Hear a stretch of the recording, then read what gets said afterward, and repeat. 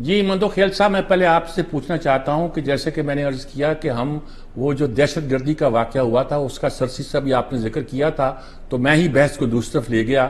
میں چاہتا ہوں کہ اس کے حوالے سے یہ جو ہمارے ملک کے اندر یہ انتشار پھیل رہا ہے اور الیکشن کے آنے کے بعد لگتا ہے کہ شاید اس میں اضافہ ہو جائے گا۔ مجاہد بریلوی صاحب نے اس پر بہت ڈٹ کر اور کھل کر بحث کی اور بتایا کہ کس کس طرف سے ہمارے لیے ہماری راہیں ایک طرح سے روکی جانے کی کوشش کی جا رہی ہے۔ آپ اس پورے معاملے میں کیا کہتے ہیں؟ دیکھیں 10 جوان شہید ہو جانا، کہیں 14 شہید ہو جانا، کہیں چوکی پہ حملہ ہو جانا، یہ کوئی معمولی باتیں تو نہیں ہیں۔ آج جنازہ پڑا گیا پسنی پہ، یہ کوئی اس بات کو نظر انداز تو نہیں کیا جا سکتا۔ کیا کہیں گے آپ اس پورے معاملے کے بارے میں؟ دیکھیں اس روٹ سے میں بھی واقف ہوں، اور یہاں پہ پہاڑوں کے اوپر ہمارے جوان بیٹھے ہوئے ہیں اور ان کے اوپر جو نائٹ ویژن کی کیمرے بھی ہے اور ان کے پاس جدید اسلحہ بھی ہے، پھر جگہ جگہ چیک پوسٹ بھی ہے۔ تو مجھے نہیں سمجھ میں آ رہی کہ یہ کس طرح انہوں نے حملہ کیا ہے اور کس طرح جو نا وہ نکل گئے اور کس طرح دوبارہ بھی چلے گئے۔ اور ساتھ ساتھ میں یہ بھی کہنا چاہ رہا ہوں، کیا دنیا کی تاریخ میں کسی ملک میں جہاں کینیڈا میں ایک سکھ قتل ہوتا ہے تو وہاں کا پرائم منسٹر نے کتنا شور مچایا ہے؟ ہم نے ہندوستان کا سرونگ کمانڈر جو ہے نا کلبھشن یادو جو ہے نا وہ اس کو ہم پکڑ لیا ہے، اور لیکن ہم اس میں کچھ نہیں کر سکے۔ ہم دنیا کے سامنے اس چیز کو جو ایک سچ ہے وہ اس کو ثابت کرنے میں ابھی تک ہم ناکام رہے۔ آپ کینیڈا کا دیکھ لیں، میں دوبارہ ریپیٹ کرتا ہوں کہ اس نے کتنا شور مچایا عالمی سطح پہ۔ یا تو عالمی سطح پہ ہم بڑے کمزور ہیں، ایون کہ 57 اسلامی ممالک بھی ہمارا ساتھ نہیں دے رہے ہیں، وہ بیچارے کیا ہمارا ساتھ دیں گے؟ وہ تو خود اپنی عیش و عشرت میں لگے ہوئے ہیں، اور فلسطین جل رہا ہے، ختم ہو رہا ہے۔ اس طرح اس سے پہلے افغانستان تھا، اس سے پہلے بغداد تھا، اس سے پہلے اور کشمیر ہے۔ تو یہ ساری چیزوں میں ایک کٹ پتلی بنی ہوئی ہے یہ جو اسلامی ممالک کا جو تنظیم ہوا ایسی، تو یہ ساری چیزیں موجود ہے۔ لیکن میں یہ کہنا چاہ رہا ہوں کہ اس حوالے سے یقیناً دہشت گرد ہندوستان ہو گیا یا دوسرے ممالک ہمارے ملک میں اس طرح کرے، اور اب الیکشن آ رہا ہے تو آپ مجھے بتاتے کہ اگر اس طرح صورتحال جاری رہے تو آپ مجھے بتاؤ الیکشن کی کمپین کس طرح ہوگی؟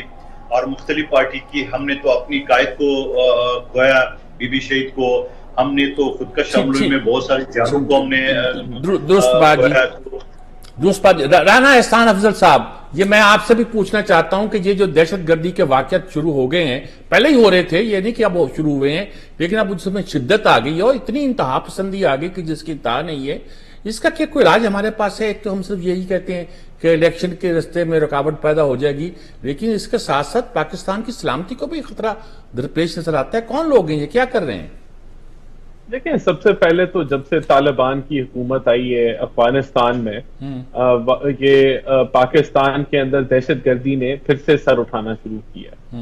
ابھی یہ جو آپریشن ایک بڑے پیمانے پہ ہو رہا ہے کہ جو افغان نان پاکستانی جن کے پاس کوئی ڈاکیومنٹیشن نہیں ہے، یہ اسی کی کڑی ہے، ایک ایکسرسائز ہے کہ جتنے بھی افغانستانی جو کہ بغیر کسی پیپرز کے اللیگل یہاں پاکستان میں بس رہے ہیں، کیونکہ جتنی بھی ابھی انسیڈنٹس ہوئے ہیں جب ان پہ انویسٹیگیشن ہوتی ہے تو وہ لنکیج کراس بارڈر سے ہوتی ہے، افغانستان کی سرزمین استعمال ہو رہی ہے، وہاں سے نیٹ ورک جو ہے وہ استعمال کیے جاتے ہیں، اور پھر پاکستان کے اندر جو ان کے جو آبادیاں ہیں وہاں سے ان کی کڑیاں ملتی ہیں۔ تو یہ اس کے اندر ابھی تک تو جو حکومت ہے اس نے افغان حکومت سے بھی، طالبان سے بھی بڑی اس کے اوپر بات چیت آگے بڑھی ہے، اور انہوں نے ہمیں یقین دہانی دلائی ہے، اور وہاں بھی پکڑ دکڑ جو ٹی ٹی پی کے جو لوگ ہیں ان کی ہوئی ہے۔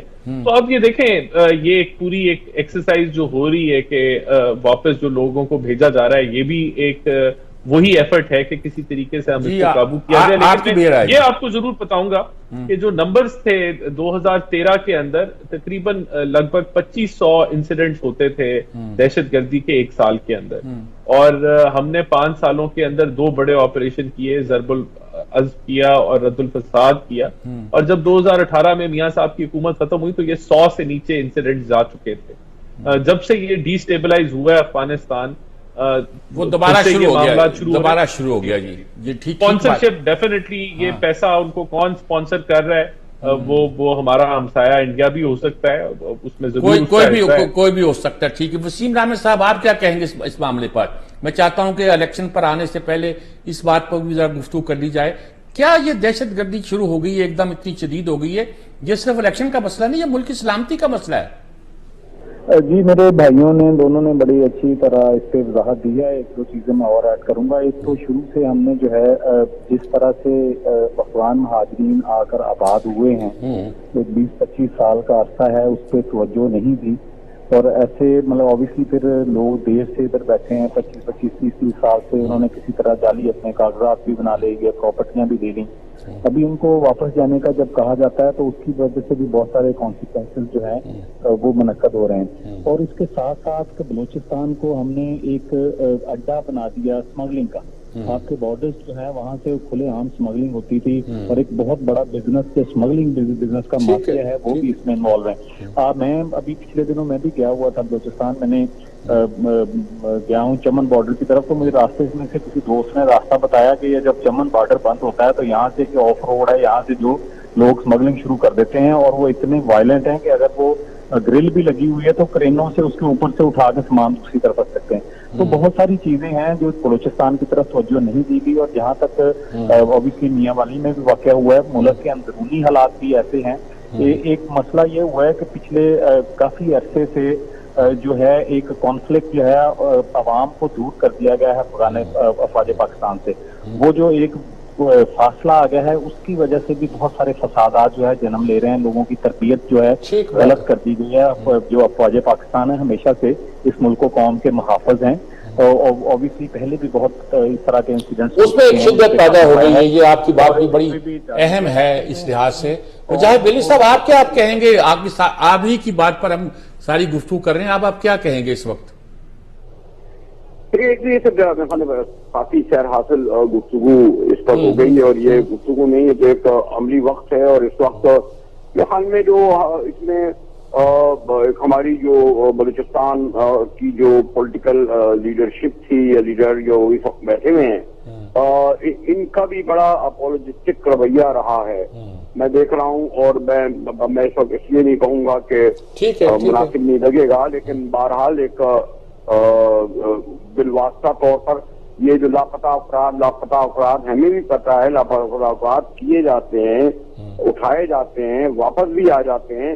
لیکن یہ بہت بڑی تعداد ایسے لوگوں کی ہے کہ جب وہ میں نے میر صاحب جب ایک دن انٹرویو کیا تو ایک موصوف فرما رہے تھے کہ 11,646 جو ہے بلوچستان میں لوگ لاپتہ افراد ہیں. تو میں نے ان سے کہا کہ جناب اب آپ یعنی 25 لاکھ کی آبادی میں اگر 11,000 لوگ لاپتہ ہو جائیں تو ہر آدمی لاپتہ ہوگا. وہ موصوف جو ایک تحریک چلا رہے ہیں, انہوں نے وہ بڑا یہاں سے بڑی پیٹرنیج بھی ملتی ہے, کچھ ہماری نام نہاد قسم کی جو ہے وہ جو آپ کہتے ہیں کہ ہیومن رائٹ آرگنائزیشن اور ہمارے وہ جو بہت انٹلیکچوئل یہ اس کو ایک ایشو بنائے ہوئے ہیں. اکثر محنت تو نہیں ہوا نا لاپتہ, ہماری بلوچ تو کبھی لاپتہ نہیں ہوا نا. دمنگ لوگ ہیں یہ 22 تو نہیں ہوئے لاپتہ, یہ آخر بیچارے نامعلوم لوگ کیوں ہوتے ہیں. ٹھیک بات, آپ کی بات بالکل سمجھ آ گئی. یہ اس پر وقفہ لیتے ہیں, وقفے کے بعد ہم گفتگو کریں, کوشش کریں گے کہ یہ دیکھیں کہ اس پوری سینیریو میں جو پیدا ہو چکا ہے, اس پورے تناظر میں ہم جو الیکشن کی طرف بڑھے ہیں, تو کس بات کی توقع کرنی چاہیے کہ پاکستان کتنا مستحکم ہو سکتا ہے, کتنا سٹیبل ہو سکتا ہے, اور کتنے سارے مسائل جو بہت ہی الجھ گئے ہیں وہ سلجھ سکتے ہیں, بہتر ہو سکتے ہیں. ایک وقفے کے بعد حاضر ہوتے ہیں.